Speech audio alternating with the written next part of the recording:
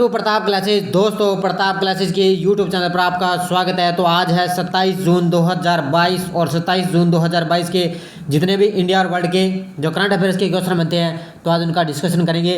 पूरा वीडियो ध्यान से देखना और लास्ट में आपसे क्वेश्चन पूछूंगा जिसका जवाब आपको कमेंट बॉक्स में देना होगा। तो सभी विद्यार्थियों को गुड मॉर्निंग। स्टार्ट करता हूँ आज टुडे मोस्ट इम्पॉर्टेंट क्वेश्चन। और जो भी विद्यार्थी हमारे इस चैनल पर नहीं है तो चैनल को सब्सक्राइब कर लें और इसके पास लगे बेल आइकन का घंटा दबा लें ताकि हम जैसे वीडियो अपलोड करें उसका नोटिफिकेशन आप तक पहुंच जाएगा। वीडियो लाइक और शेयर करते रहना। पीडीएफ आपको इसकी टेलीग्राम पर प्रताप क्लासेस सर्च करके वहां से आप डाउनलोड कर सकते हो और इस वीडियो के डिस्कशन में भी टेलीग्राम का लिंक है, वहाँ जाकर भी इसकी पीडीएफ आप डाउनलोड कर सकते हो। तो स्टार्ट करता हूँ। देखिए हमारा यस्टरडे रिवीजन। हाल ही में कौन सा हवाई अड्डा हाइड्रो और सौर ऊर्जा से चलने वाला भारत का पहला हवाई अड्डा बना है? तो ये बना है दिल्ली हवाई अड्डा। और कल संडे था, आपको पता है, संडे के दिन मैंने आपको वीकली उपलब्ध करवा दिया। हाल ही में राष्ट्रीय जांच एजेंसी के महानिदेशक के रूप में किसे नियुक्त किया गया है?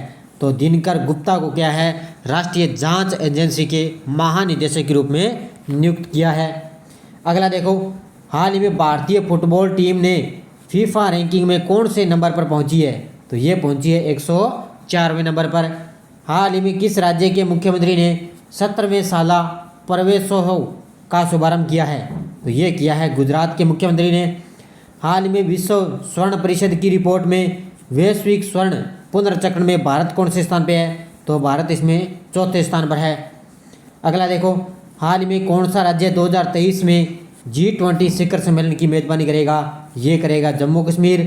हाल ही में पीयूष गोयल ने किस देश में मैंगो फेस्टिवल का उद्घाटन किया है? ये किया है बेल्जियम में। तो ध्यान रखना, अभी पीयूष गोयल ने बेल्जियम में क्या है मैंगो फेस्टिवल का उद्घाटन किया है। तो ये हमारा यस्टरडे रिवीजन था। स्टार्ट करता हूँ आज की क्लास। तो देखिए पहला क्वेश्चन, हाल ही में नीति आयोग के नए सीईओ कौन नियुक्त हुए हैं? तो अभी आपको पता है नीति आयोग के नए सीईओ बन चुके हैं। कौन है? परमेश्वरन अय्यर। ऑप्शन नंबर 1 इसका राइट आंसर हो जाएगा। परमेश्वरन अय्यर है जो नीति आयोग के नए सीईओ नियुक्त किए हैं। पहले कौन थे? पहले अमिताभ कांत थे नीति आयोग के सीईओ, लेकिन ये 30 जून को क्या है रिटायर हो रहे हैं और अभी नए सीईओ बन चुके हैं परमेश्वरन अय्यर। देखो मुख्य तथ्य, परमेश्वरन अय्यर नीति आयोग के नए सीईओ नियुक्त हुए हैं। पूर्व आईएएस अधिकारी अय्यर, ये पूर्व आईएएस अधिकारी हैं अय्यर, ये अमिताभ कांत की जगह लेंगे जिनका कार्यकाल 30 जून को पूरा हो रहा है इनका। और अय्यर का कार्यकाल 2 साल के लिए होगा। और इससे पहले वो जो अय्यर हैं परमेश्वर अय्यर, वो इससे पहले स्वच्छता अभियान कार्यक्रम से भी जुड़ चुके थे। तो ये ध्यान रखना, ये स्वच्छता अभियान कार्यक्रम से जुड़ चुके थे। अब नए सीईओ कौन बन चुके हैं? परमेश्वर अय्यर। तो ध्यान रखना, अब नीति आयोग के अध्यक्ष कौन होता है? जो वर्तमान में प्रधानमंत्री जी हैं। वैसे तो प्रधानमंत्री मोदी जी हैं, वर्तमान में नीति आयोग के अध्यक्ष हैं। अगला क्वेश्चन देखो, हाल ही में गरुड़ एरोस्पेस किस देश ने, यानी कि गरुड़ एरोस्पेस ने किस देश ने अपना पहला एरोस्पेस प्लांट स्थापित करने जा रहा है? तो ये करने जा रहा है मलेशिया में। कहाँ पर है? अभी मलेशिया में क्या है गरुड़ एरोस्पेस मलेशिया में अपना पहला एरोस्पेस प्लांट स्थापित करने जा रहा है। देखो मुख्य तथ्य, एकीकृत ड्रोन निर्माता और भारत स्थित ड्रोन एज ए सर्विस प्रदाता Garuda aerospace private limited Malaysia में उत्पादन सुविधा के निर्माण में 115 करोड़ रुपए का इसमें निवेश करेगा। अब गरुड़ एरोस्पेस के संस्थापक और सीईओ कौन है? अग्निश्वर जयप्रकाश। कौन है? गरुड़ एरोस्पेस के संस्थापक और सीईओ कौन है? अग्निश्वर जयप्रकाश। और अभी जो क्या है गरुड़ एरोस्पेस है वो मलेशिया में अपना क्या है कि ये क्या है भारत में ड्रोन एज ए सर्विस स्थापित करने जा रहा है। अगला क्वेश्चन देखो, हाल ही में किस केंद्रीय मंत्री ने बाजरा पर राष्ट्रीय सम्मेलन का उद्घाटन किया है? तो किस केंद्रीय मंत्री ने बाजरा पर राष्ट्रीय सम्मेलन का उद्घाटन किया है? ये किया है प्रहलाद सिंह पटेल ने। किसने किया है? प्रहलाद सिंह पटेल ने अभी क्या है बाजरा पर राष्ट्रीय सम्मेलन का उद्घाटन किया है। देखो मुख्य तथ्य, केंद्रीय खाद्य प्रसंस्करण उद्योग राज्य मंत्री कौन है? प्रहलाद सिंह पटेल ने बाजरा पर राष्ट्रीय सम्मेलन का उद्घाटन किया है। नई दिल्ली में आयोजित सम्मेलन की थीम क्या है? The future super food for India. इसकी थीम क्या रही है? नई दिल्ली में इसका आयोजन किया गया और इसकी थीम है the future super food for India. मोटे अनाज का उत्पादन 2020-21 में 17.96 मिलियन टन हो चुका है। तो ये ध्यान रखना, ये पूछा जा सकता है कितने हो चुका है, 17.96 मिलियन टन तक ये हो चुका है। और भारत दुनिया भर में बाजरा का 5वां सबसे बड़ा निर्यातक बन चुका है। तो ये भी ध्यान रखना, जीके की तरह ये क्वेश्चन बन सकता है कि भारत दुनिया भर में बाजरा का 5वां सबसे बड़ा निर्यातक देश बन चुका है। अगला क्वेश्चन देखो, हाल ही में अखिल भारतीय फुटबॉल महासंघ के सलाहकार समिति के अध्यक्ष बने हैं। तो अखिल भारतीय फुटबॉल महासंघ के सलाहकार समिति के अध्यक्ष बने हैं रंजीत बजाज। कौन बन चुके हैं, रंजीत बजाज। देखो, उद्यमी रंजीत बजाज को सुप्रीम कोर्ट द्वारा नियुक्त प्रशासकों की समिति की सहायता के लिए सलाहकार परिसमिति का अध्यक्ष इनको नामित किया गया है। अब अखिल भारतीय फुटबॉल महासंघ का मुख्यालय कहाँ पर है, नई दिल्ली में। और इसकी स्थापना कब हुई, 23 जून 1937 को क्या है, अखिल भारतीय फुटबॉल महासंघ की स्थापना हुई थी 1937 में। और अभी रंजीत बजाज को इसका सलाहकार समिति का अध्यक्ष नियुक्त किया गया है। अगला देखो, हाल में किस केंद्रीय मंत्री ने भूकंप विज्ञान वेधशाला का उद्घाटन किया है। तो ये किया है डॉक्टर जितेंद्र सिंह ने। किसने, डॉक्टर जितेंद्र सिंह ने अभी भूकंप विज्ञान वेधशाला का उद्घाटन किया है। देखो, मुख्य तथ्य, जम्मू और कश्मीर के केंद्रीय मंत्री डॉक्टर जितेंद्र सिंह ने आधिकारिक तौर पर उधमपुर जिले के दंडियाल पड़ोस में भूकंप विज्ञान वेधशाला का उद्घाटन किया है। कहाँ पर है, जम्मू कश्मीर में। भारत भूकंप विज्ञान के विकास और ज्ञान में एक प्रमुख खिलाड़ी बनने के लिए ये करीब पहुंच रहा है। तो ये ध्यान रखना, अभी भूकंप विज्ञान वेधशाला का उद्घाटन किया है केंद्रीय मंत्री ने। कहाँ पर है, जम्मू कश्मीर।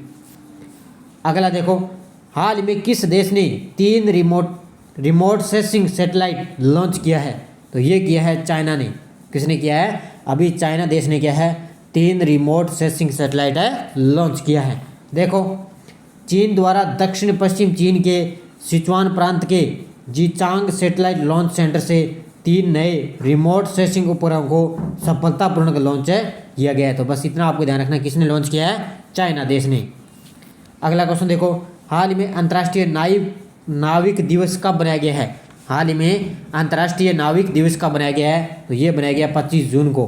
कब बनाया गया, ये 25 जून को। देखो, वैश्विक व्यापार और अर्थव्यवस्था में नाविकों द्वारा किए गए महत्वपूर्ण योगदान का सम्मान करने के लिए 25 जून को प्रतिवर्ष नाविक दिवस मनाया जाता है। तो ये ध्यान रखना। और अब की बार इसकी थीम क्या रही है, योर वोयंग then and now share and your attention. तो ये इसकी थीम रही है, इंग्लिश में है, अच्छी तरह इसको पढ़ लेना। अगला देखो, हाल ही में घरेलू नूरी रॉकेट का उपयोग करके किस देश ने अपना पहला उपग्रह कक्षा में भेजा है, यानी कि कक्ष में भेजा है, किसने, तो ये भेजा है दक्षिणी कोरिया ने। किसने, अभी दक्षिणी कोरिया ने। इसका नाम क्या है, घरेलू है ये, नूरी रॉकेट का उपयोग करके अपने कक्ष में इसका सफलतापूर्ण परीक्षण किया है। देखो, दक्षिणी कोरिया ने घरेलू रॉकेट का उपयोग करते हुए अपना पहला उपग्रह सफलतापूर्ण लॉन्च किया है।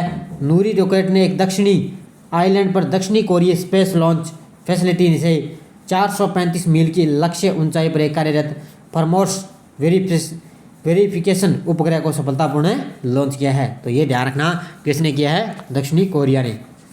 अब देखो, पिछले वीडियो का क्वेश्चन, हाल ही में 5वें सबसे ज़्यादा गोल करने वाले खिलाड़ी बने हैं। तो ये बने हैं सुनील छेत्री, 5वें सबसे ज़्यादा गोल करने वाले खिलाड़ी बने हैं। और 1 नंबर पे कौन है, क्रिस्टियानो रोनाल्डो है, जो 1 नंबर पे सबसे ज़्यादा गोल करने वाले खिलाड़ी हैं। तो इसका जवाब सभी विद्यार्थियों ने बड़े शानदार जवाब दिए।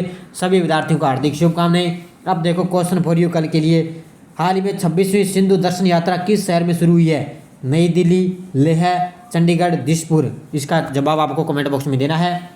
अब देखो, येस्ट डोज हमारी जो हर एक एग्जाम के लिए बहुत ज़रूरी है। भारतीय मानसून का वर्णन सबसे पहले किस विद्वान ने दिया, तो ये दिया था अल मसूदी ने। किसने, अल मसूदी ने। दक्षिणी पश्चिमी मानसून सर्वप्रथम प्रवेश करता है केरल में। किसमें, केरल में। और किस राज्य में मानसून के अरब सागर एवं बंगाल की खाड़ी दोनों से भी वर्षा होती है। तो ध्यान रखना, राज्य यानी कि भारत में किस भाग में होती है, पंजाब राज्य में क्या है, मानसून के अरब और बंगाल की खाड़ी से दोनों से ही वर्षा होती है। ध्यान रखना। भारत के कोरोमंडल तट पर सर्वाधिक वर्षा होती है अक्टूबर नवंबर में। कब होती है, अक्टूबर नवंबर में। और सर्वाधिक वर्षा प्राप्त करने वाला स्थान है मोनसिनराम, मेघालय में पड़ता है ये, और सबसे ज़्यादा वर्षा यहाँ पे होती है। तो ये 5 क्वेश्चन थे। अब देखो आगे नेक्स्ट डोज हमारी क्या है। भारत में वर्षा का औसत कितना है ये बताना है आपको। भारत के किन क्षेत्रों में 200 मिमी वर्षा होती है, यानी कि 200 मिमी वर्षा होती है। सबसे ज़्यादा वर्षा किन क्षेत्रों में होती है, किन राज्यों में होती है, ये बताना है आपको।